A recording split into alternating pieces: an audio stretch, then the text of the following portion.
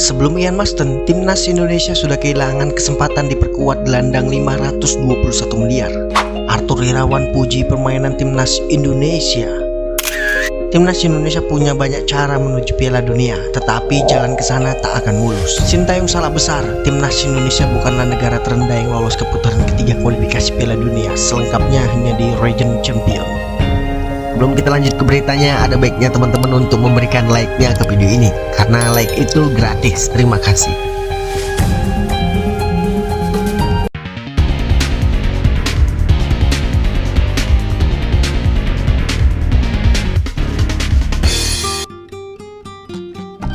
Pemain keturunan Jawa, Ian Masten, berpotensi tak akan bisa memperkuat timnas Indonesia karena segera debut bersama timnas Belanda di Euro 2024. Sebelum dirinya ada satu nama pemain juga bernasib sama, yaitu Tijjani Reinders.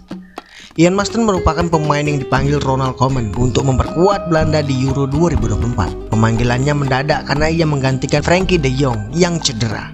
Situasi ini membuat bek Chelsea yang dipinjamkan ke Borussia Dortmund ini berpotensi kehilangan syarat untuk membela timnas Indonesia, sebab ia akan debut bersama Belanda. Jika itu terjadi, maka Ian Masten tidak akan bisa untuk pindah federasi karena Euro 2024 merupakan turnamen A, terlebih usianya sudah lebih dari 21 tahun.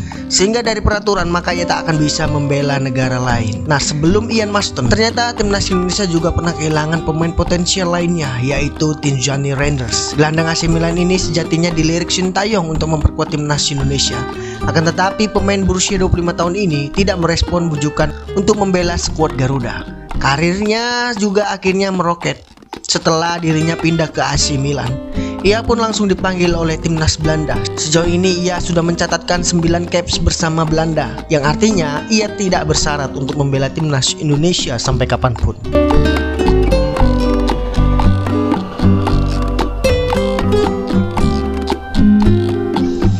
Timnas Indonesia sukses melaju ke putaran ketiga kualifikasi Piala Dunia. Kesuksesan skuad Garuda membuat masyarakat bangga. Begitupun dengan ex pemain Persik Kediri, yaitu Arthur Irawan. Arthur yang juga pernah ikut berlatih dengan skuad Garuda menilai permainan timnas Indonesia di bawah asuhan Sintayong semakin berkualitas. Menurutnya para pemain timnas Indonesia ini benar-benar bermain dengan hati. Ia pun berkata, pastinya prestasi yang sangat luar biasa. Timnas kita bisa lolos ke fase Piala Dunia selanjutnya, dan itu berkat kerja keras para pemain, tim pelatih maupun PSSI yang sangat luar biasa. Pada saat melawan Filipina, saya melihat timnas kita sangat bermain bagus. Mereka semua bermain pakai hati. Itu yang penting. Dan semua pemain demi lambang di dada, kata Arthur. Dengan kualitas seperti ini, pria yang pernah menimba ilmu di Spanyol tersebut berharap skuad Garuda bisa tampil di Piala Dunia nantinya. Sementara itu, Arthur sendiri sudah memutuskan pensiun menjadi pesepak bola profesional. Ia kini fokus ke tatanan manajemen untuk mengurusi Persik Kediri jelang tampil di kompetisi Liga 1 musim 2024-2025.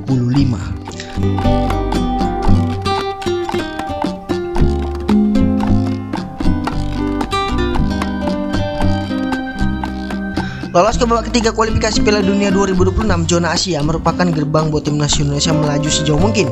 Dari sini peluang untuk mendapatkan slot ke Piala Dunia cukup besar, meski jelas tidak akan mudah.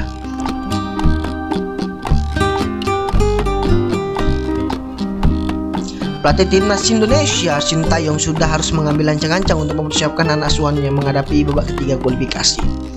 Ada sederet lawan yang menakutkan yang berpotensi dihadapi skuad Garuda. Sebelumnya skuad timnas Indonesia menembus babak ketiga lewat kemenangan 0-2 atas Filipina di laga terakhir grup F di Stadion Utama Gelora Bung Karno. Kemungkinan ini mengantarkan skuad Garuda Merah Putih menduduki peringkat kedua. Kemenangan ini mengantarkan skuad Garuda Merah Putih menduduki peringkat kedua grup F dan berhak menemani timnas Irak di puncak klasemen untuk melaju ke babak ketiga. Di fase ini skuad Garuda menempati pot 6. Seperti yang disebutkan di awal, timnas Indonesia bakal menjumpai lawan berat pada babak ketiga kualifikasi Piala Dunia di zona Asia karena masuk dalam pot 6.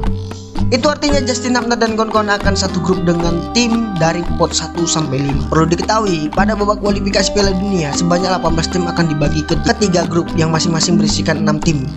Yang akan ada 2 tim teratas setiap grupnya yang lolos ke Piala Dunia. Sebelum ke sana, sebanyak 5 dari 17 tim sudah siap menggagalkan ambisi Indonesia. Bukan sembarangan, negara-negara seperti Jepang, Iran, hingga Korea Selatan berpeluang menghentikan laju positif anak asuhan Sintayong. Salah satu kekuatan baru di kawasan Asia yang patut mendapatkan perhatian khusus dari timnas Indonesia ialah Qatar belakangan ini. Mereka sukses mengukir sejarah yang tergolong luar biasa. Samping itu, timnas Irak memang tak termasuk dalam peta negara Asia yang punya penampilan rutin di Piala Dunia. Namun posisi mereka di pot 2 membuka peluang untuk berjumpa dengan timnas Indonesia pada putaran ketiga. Selama setahun terakhir, timnas Indonesia sudah 3 kali berjumpa dengan Irak, baik itu di ajang Piala Asia maupun di kualifikasi. Hasilnya, Garuda selalu tak berdaya. Jika gagal finish 2 teratas pada babak ketiga kualifikasi Piala Dunia 2026, satu grup berisikan 6 tim, cuma ada 2 teratas yang lolos ke putaran Piala Dunia 2026. Menempati posisi 5 dan 6 akan menggugurkan timnas Indonesia. Tapi bagaimana jika finish di peringkat ketiga dan 4? Timnas Indonesia masih berpeluang pastinya ke putaran final Piala Dunia 2026 PI babak keempat.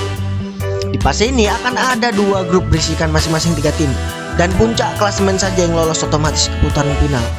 Final di posisi ketiga bakal menggugurkan langkah Indonesia ke Piala Dunia, sementara finish runner up babak keempat kualifikasi Piala Dunia zona Asia akan menempati timnas Indonesia ke babak kelima. Babak kelima kualifikasi Piala Dunia akan mempertemukan 2 tim posisi ketiga pada babak keempat, dan pemenangnya bakal ditaruhkan lagi dengan masing-masing 1 tim dari federasi lainnya.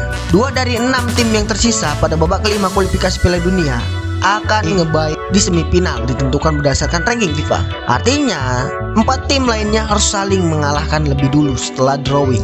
Pada fase ini hanya 1 tim yang berhak lolos ke Piala Dunia. Di fase manakah Indonesia nanti memastikan ke Piala Dunia 2026? Tulis pendapatmu di kolom komentar.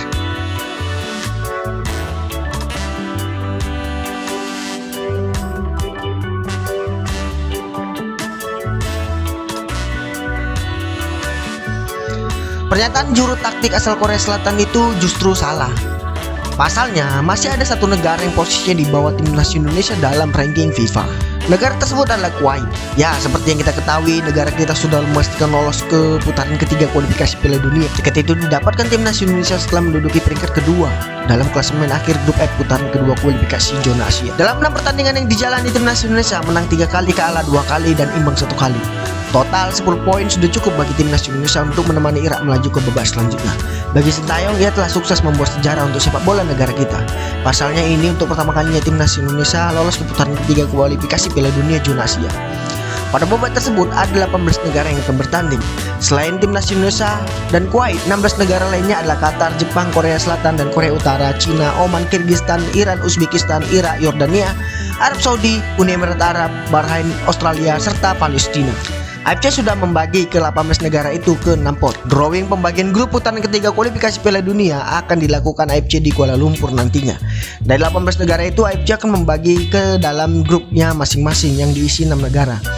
Peringkat pertama dan kedua masing-masing grup dalam klasemen akhirnya berhak mendapatkan tiket ke Piala Dunia 2026. Sedangkan posisi ketiga dan keempat akan melaju ke putaran keempat kualifikasi Piala Dunia. Nantinya akan ada kota 8 tambah 1 negara Asia yang tampil di Piala Dunia nantinya. Dari 18 negara di atas, timnas Indonesia tidak dalam posisi paling bawah karena masih ada Kuwait. Timnas Indonesia duduk di posisi ranking 134, sedangkan Kuwait berada di 139. Mayoritas memang negara-negara di atas duduk di 100 besar FIFA. Tersisa Korea Utara saja yang menempati 118 ranking FIFA.